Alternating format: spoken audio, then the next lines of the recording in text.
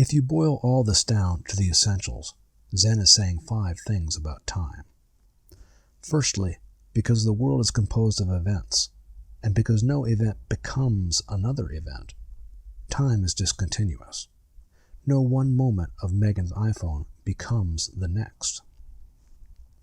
Secondly, since one event does not become another, nothing is moving in time. There is no iPhone moving through time, coming from the past and going towards the future. This moment of Megan's iPhone occurs. It extends infinitely through time and world. All this occurs as the present, as this phenomenal moment of iPhone, and then it is gone. Another moment of Megan's iPhone occurs, which will be equally complete, extending through vast reaches of being and time, or, if you prefer, arriving as vast reaches of being and time. Thirdly, being and time are the same thing. As we have seen in our discussion of Megan's iPhone, each event of the iPhone extends endlessly outward through both being and time. This same event can also be thought of as endless reaches of time and being, all showing up as a flashing phenomenal moment of iPhone. So time and being are synonymous. Time is not some separate container that being happens in.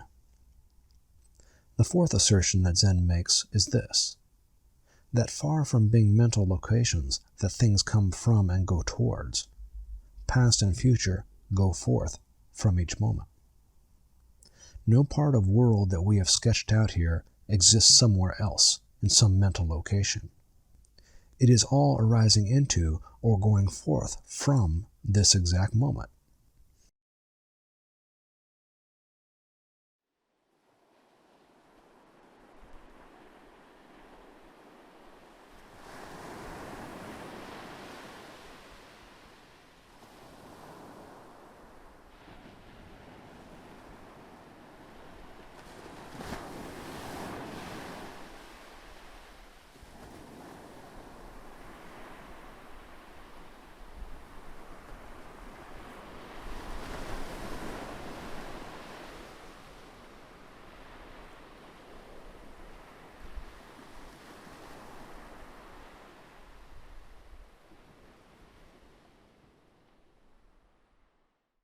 The last proposal that Zen makes about time has to do with completion.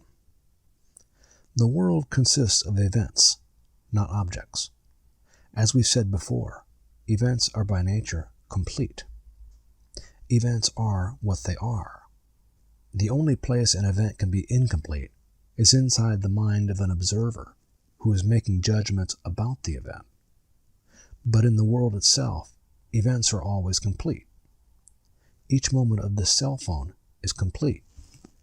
Each moment of you is complete. To see how deeply this conflicts with how you've been taught to see yourself and the world, just take a minute to think of how many moments in your life that you felt utterly complete, utterly okay. Not so many, right? You have your own OS to thank for that. In this module, we have looked very closely at the world and tried to find evidence of linear time. If we had found any part of the iPhone that remained the same or persisted from one moment to the next, we could say there was some sort of linear time that this iPhone exists in. But we didn't find this. If we found that one moment of iPhone came from the previous moment of iPhone, we could say that things are moving in time and that they come from the past. But we didn't. What is true for the iPhone is true for everything around you. Mail trucks, bridges, and baseball stadiums. If you want to encounter the world that's actually occurring, you need to override your OS and start seeing that no one moment of world becomes the next moment of world. And no moment of world is coming from the previous moment of world. You have to start realizing that the world is discontinuous. The world is born completely anew every moment. One of the core teachings of Buddhism is impermanence.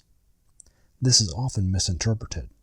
People simplify it to say that things are always changing. But what impermanence really points to is that nothing is ever constituted in the first place.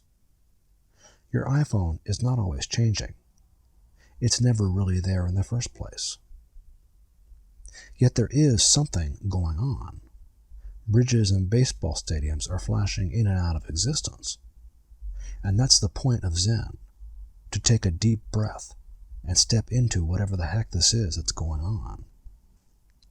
But you can't do this as long as you're running your current OS, the one that enforces a persistent you surrounded by solid objects, with everything coming from the past and moving towards the future. This OS, your current OS, rests completely upon your belief in linear time. Once you unplug that belief, that entire reality will fall apart. Mountains will no longer be mountains, and rivers will no longer be rivers.